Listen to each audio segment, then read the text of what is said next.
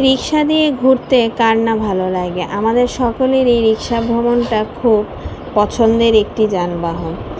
ফাঁকা রাস্তার মধ্যে রিক্সা দিয়ে ঘুরতে আমাদের সকলের খুবই পছন্দের।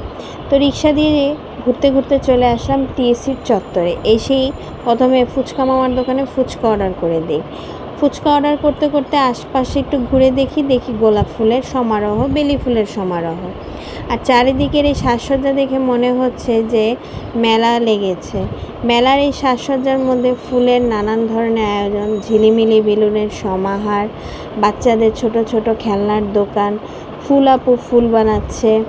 আর এই বেলুনগুলো দেখি ভালোই লাগছিল।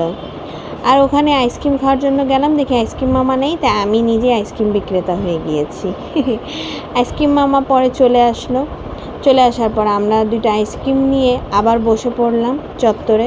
বসে বসে চারিদিকের আনন্দঘন মুহূর্তটা উপভোগ করছি আর ভাবছি ঢাকা শহরে মনে এই একটা জায়গা যেখানে সবসময় মানুষের আনাগোনা থাকে। তো ওখানে ফুলের দোকান দেখে তো আমার লোভ সামলাতে যাচ্ছিল না, আমি আবার চলে গেলাম। ফুল দেখতে দেখতে আমার দুটো ফুল পছন্দ হয়ে যায়, নিয়েও ফেলি।